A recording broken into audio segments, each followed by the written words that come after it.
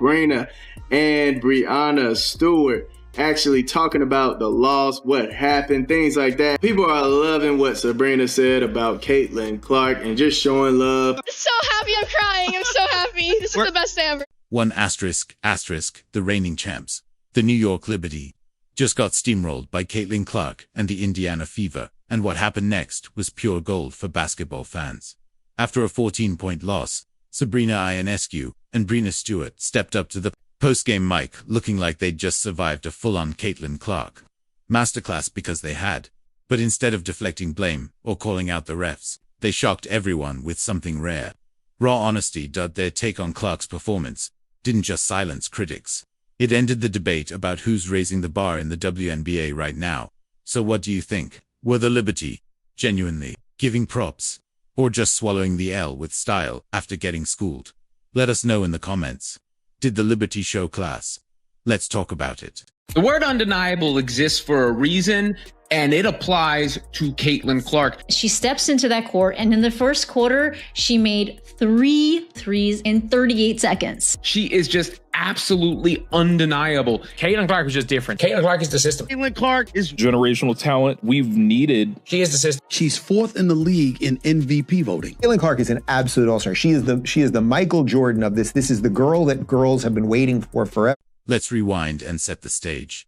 The New York Liberty rolled in, undefeated, championship rings shining, looking every bit like the powerhouse they are.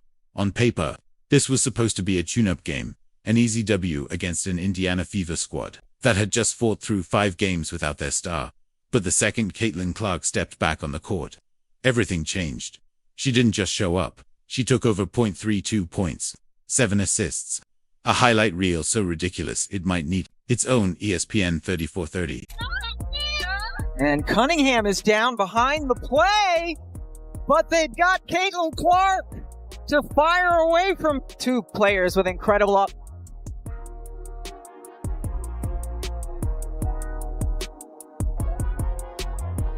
Ball from Cunningham. Clark, another long 3. She's back! But the real twist came after the final buzzer. No excuses. No cliches, instead of brushing it off or dodging questions. Sabrina and Stewie did something unexpected. They gave Caitlinclark her flowers. Right then and there, they didn't flinch. They didn't deflect. They acknowledged exactly what everyone just witnessed. Pure dominance. But the second Caitlinclark stepped back on the court, everything changed. She didn't just show up. She took over 0.32 points, 7 assists, a highlight reel so ridiculous, it might need its own ESPN 3430. This wasn't just a win. Like we go on runs, they do as well. They're a great team.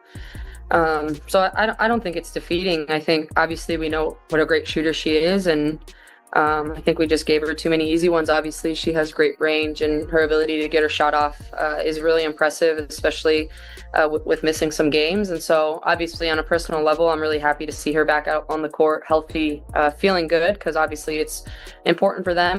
When asked how Clark looked after her injury break, Sabrina didn't hold back.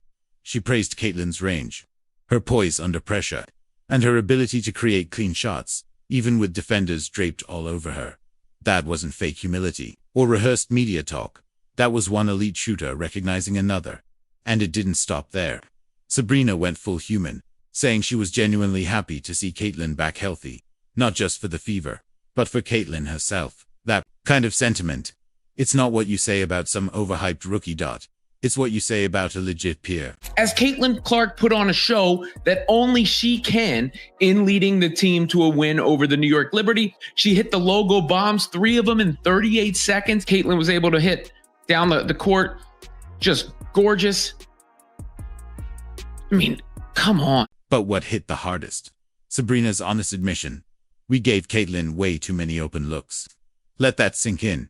This is Sabrina Ionescu, a walking 3-point masterclass, openly admitting that Caitlinclark's range is a problem, even when it looks like she's covered. When someone with Sabrina's resume tells you, Caitlin's jumper is automatic with even a sliver of space, you believe her. because she knows exactly what it takes to hit from the parking lot. Caitlin Clark is the best basketball player in the world. She's the best basketball player that I have ever seen. She is the difference maker. She is the needle mover. She is the face of basketball right now. Let's see what some people are saying right here. I am 100% Fever, but first team I have watched with class this year. Other than my Fever, great game, ladies. I love the sportsmanship. May you have a great season. Then there was Breanna Stewart. She kept it cool, but didn't sugarcoat a thing. This is a two-time MVP, a champion, someone with every excuse to shift the blame or complain about calls. But she didn't. Instead, Stewie owned it. She acknowledged what everyone watching already knew. They got outplayed.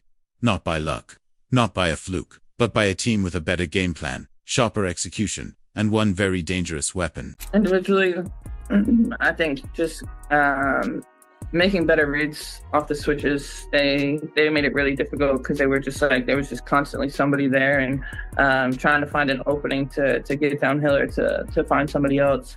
And then collectively, like our defense, I think we should take pride in that a little bit more. And they had like 53 at half and finished with 102. So it doesn't really seem like we were guarding much.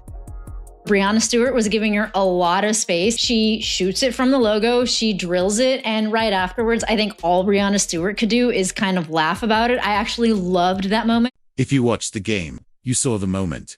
Clark pulls up from the logo and drills a three right in Stewie's face. And what does Breanna Stewart do? She smiles. That's not frustration. That's not defeat. That's recognition. That's what greatness respecting greatness looks like. No eye roll. No sulking. Just a grin. Because she knew she'd just witnessed something special, even if it came at her own expense.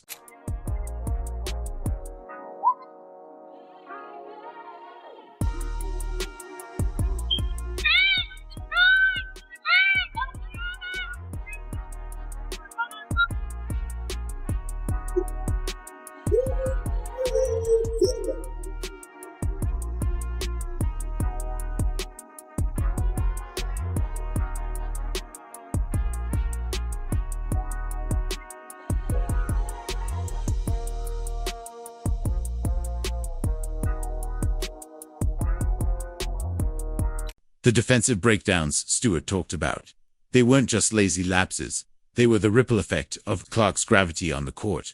When one player can pull up from 35 feet and make it look like a layup, your entire defensive scheme collapses before it even sets up. The Liberty got stretched in every direction, trying to contain Caitlin.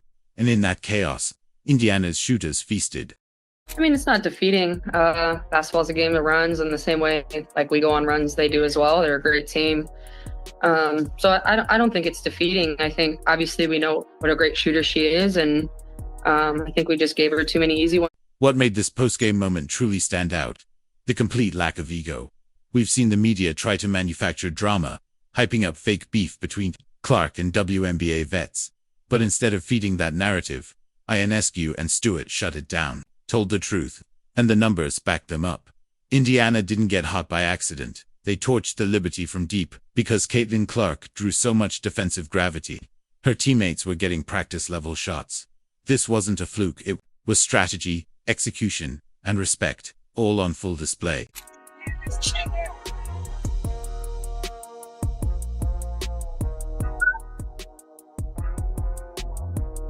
Stewart also admitted something telling. They overexerted their starters, just trying to keep up with Indiana's offense. And that's not just a coaching problem. That's psychological warfare. That's the Clark effect. She speeds up the tempo, warps the defense, and forces teams to abandon their rhythm just to stay in the game. That's what stars do. That's what leaders do. That's what MVPs in the making do. Yeah, look, obviously we had to rely on these two players here, and we didn't get to the rim. Early in the game we did. I think we had about 32 points in the paint in the first half, and we didn't get as many open ones as we did in the second half, and that's on the coaching staff. We've got to make it a little bit easier for them in that regard, but. They're switching. They were very disrupted. They were very physical, and we've got to be a better job at executing that. Even Liberty head coach Sandy Rondello didn't make excuses. No complaints about injuries. No shots at the officiating. Just a clear, professional acknowledgement. The Fever were the better team that night, and when coaches at that level tipped their hats without hesitation, this wasn't just a win, that was a statement. The Indiana Fever before Caitlin and the Indiana Fever after Caitlin, she is like 1000% the difference maker.